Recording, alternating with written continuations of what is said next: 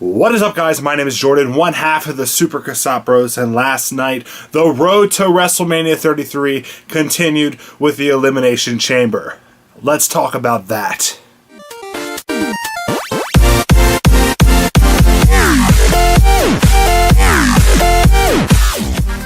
Alright, last night was one of my, I don't want to say favorite pay-per-views. One of my favorite matches is the Elimination Chamber. A lot of fun. The pay-per-view last night, Elimination Chamber, continued Smackdown storylines for WrestleMania 33, which I will be attending, so that's why I'm making these videos. In fact, if you guys like these videos, please let me know, and I'll start doing them for Raw and Smackdown and whatever. So that might be fun.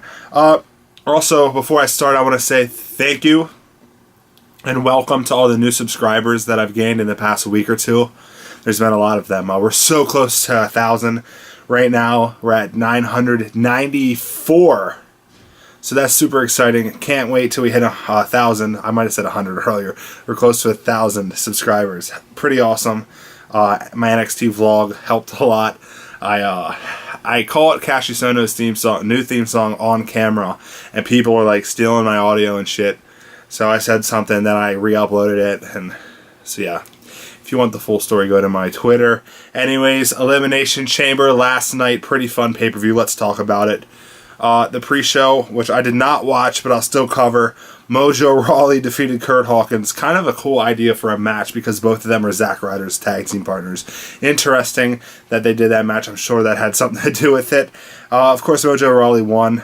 Kurt Hawkins is a super jobber since he came back. I don't think he won one match on TV at least. Pretty sure he's been jobbing to James Ellsworth at the house shows. So I don't understand the point of bringing him back if they're just going to have him job. So that's confusing. Mojo Rawley is annoying as shit. I hate him. I hate the Patriots. And they just go together with me. So I didn't care for that match, so I didn't even tune into the pre-show. I saw Sam Roberts was on the pre-show. That's kind of cool. A lot of people don't know who he is. He's a podcaster. I knew who he was. Kind of cool that they're bringing in podcasters and stuff. The opening match of the actual full show was Becky Lynch and Mickie James. I'm kind of upset that they didn't there was 3 singles women's matches on the card, which is not a big deal. I'm just like, I'm not a big fan of women's wrestling. Not a sexist thing, just in general. I'm not entertained by the women's wrestling, at least currently on SmackDown Live at all. Becky Lynch and Mickie James, it was a decent match. I like how Mickie James is back now. I met her recently at a independent show. She was the nicest lady I've ever met. But yes, they wrestled 11 minutes and 40 seconds, which is extremely long for a women's match, but you know, it's been changed since a while ago. Becky Lynch won, which I knew she would. Why would Mickie James win? She's trying to put over talent. I assume that's why she's back. So yeah, the match was decent. I didn't mind it. There wasn't a time where I was like, oh, let's just have the next match. I'm so, fuck this match, you know. So I watched the whole match. I didn't mind it. The next match, though, Kalisto, Apollo Crews in a handicap match versus Dolph Ziggler. Dolph Ziggler, I really like heel Dolph Ziggler. I like to see him just hitting people with chairs and shit. And they put him on a 2-1 handicap match. That is the easiest way to bury somebody. It made no goddamn sense at all. Why? Like, he lost, of course. Makes no sense. Stupid match. I do want to point out, Dolph Ziggler threw Kalisto into the frickin' Titantron, or the light board, LED board. You could see it was actually broken, which is kind of cool. But I do want to say, Kalisto sold the injury for 7 minutes. Okay. That's fine. He limps down to the ring. The second he gets to the ring, he's running around, no-sold the shit out of the injury then. Like, what? He was, like, dead the whole time, dead to the second he tagged him in, and he was just fine. That, to me, is poor way to sell. So that was lame. So yeah, but Kalisto and Apollo Crews won. Dolph Ziggler attacked him after the match, which was awesome. I'm assuming we're going to see Dolph Ziggler versus Apollo Crews. Hopefully not at Mania. But Apollo Crews has such potential, but he's so like uncharismatic. You know what I mean? So yeah. But Dolph Ziggler, like, what the hell are they doing with him? I don't understand.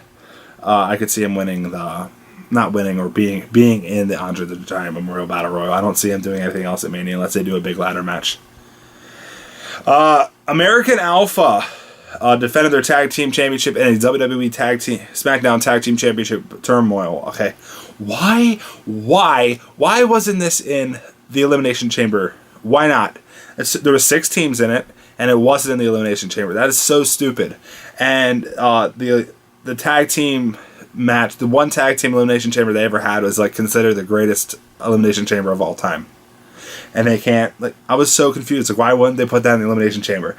But it was a fun match. It was like a gauntlet style match. American Alpha won, which is really confusing. The Usos beat the living shit out of American Alpha after they were eliminated. And then Ascension came out, who were rumored to win it. And then they lost. American Alpha still won. And I was like, what? I was like low-key, I just spit everywhere. I was low-key pissed off. Like, I was like, I wanted the Ascension to win so bad. They're like my favorite tag team. They're so cool looking, but they're just shit.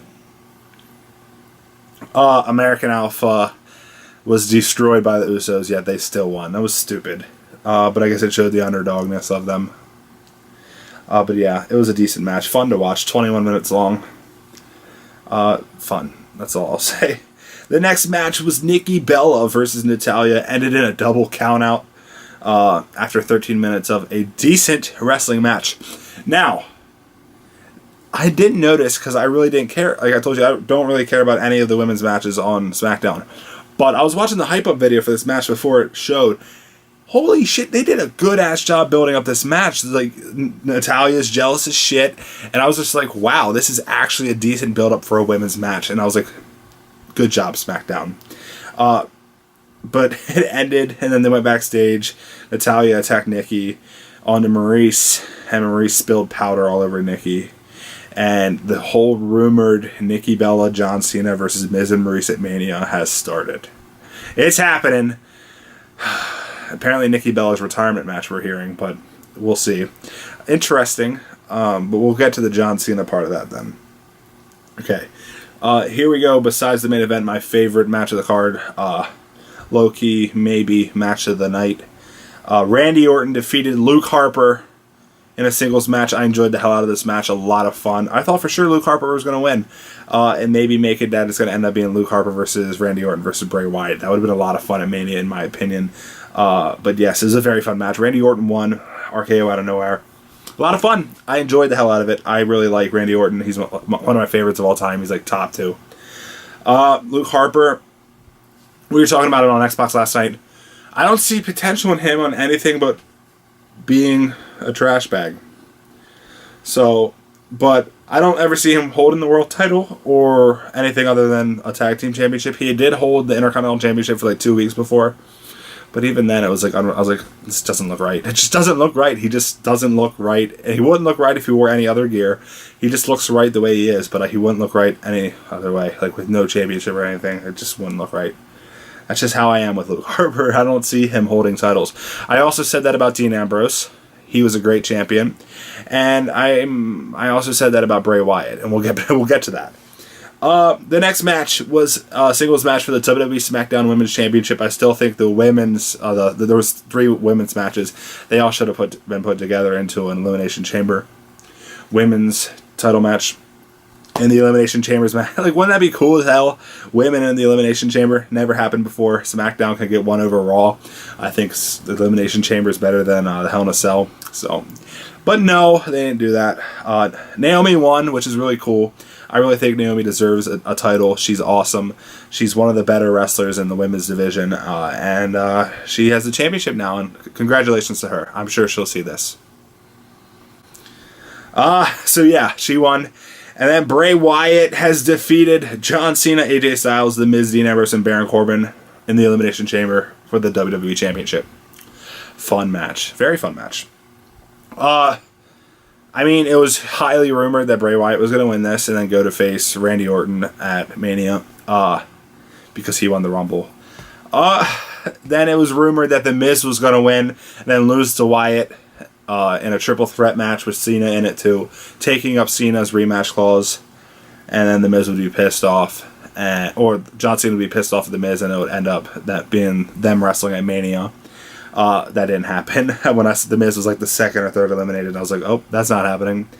The Miz wasn't in the match long either. I remember that. Dean Ambrose No, Baron Corbin was the first eliminated.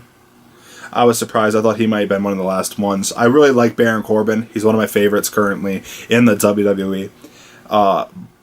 He was eliminated by Dean Ambrose, I believe, and then he attacked the shit out of Dean Ambrose, hinting that we're going to get Dean Ambrose versus Baron Corbin at WrestleMania for the Intercontinental Championship, which sounds awesome. I hope Baron Corbin wins. I love Baron Corbin. I just said that. But yes, and then Dean Ambrose was eliminated by The Miz, and then The Miz was eliminated by John Cena, which is going to help with their rivalry for Mania, because apparently that's happening. They're saying it's going to be John Cena, Nikki Bella versus The Miz and Maurice, which was also hinted at with Maurice in the backstage segment with Nikki. And then John Cena eliminated... Bray Wyatt eliminated John Cena. Like, oh, new champion. Obviously going to be Bray Wyatt now because that's what's rumored. Why would you... Like, I don't get it. The 16th world title reign for John Cena, the record, not breaking, but tying reign, was only 2 weeks long. Like, what? Why didn't they just have Bray Wyatt take the title from AJ Styles? It makes no goddamn sense to me. But anyways... that happened, and then AJ Styles and Bray Wyatt won. Fun stuff. Bray Wyatt did it. He's a champion. I never saw Bray Wyatt as the championship type. Still really don't. Especially when he looked like this. I did not see him as championship type. He looked like that. I don't know how the lights are going for this at all. He might be really shiny, but anyways, I never saw this as a championship. But now that he has like tighter jean-like leather jeans, and like he just looks different now. He looks a lot better, so he doesn't look as lame or stupid as this guy does, and he has the dreads, so it makes him look a lot better now. So I can see him with the title, because he has the title, and I've seen him with the title now. I'm excited to see where he takes this, and I will be watching. So I'm excited. I don't know about you guys. What do you guys think about Elimination Chamber in general? A lot of people are like, oh, why would they even give him the title if Randy Orton's just going to take it away from him in 5 weeks? Which I agree. John Cena only had it for 2 weeks in a 5-week championship reign. It's not going to happen. Randy Orton is not going to win. I'll bet any one of you that Bray Wyatt retains at WrestleMania against Randy Orton. And if you want to bet, let me know, because it's not going to happen. Anyways, what do you guys think about Elimination Chamber? Do you like this video, this type of video? Do you want me to do it for Raw, Smackdown every week? Maybe in the same video, maybe separate videos. Do you want to see me do it for every pay-per-view? And yeah, so I enjoyed making this video. I hope you guys enjoyed watching this. Please suplex that like button and subscribe. Make sure you share this video with all of your friends. Thanks for watching, and see you next time.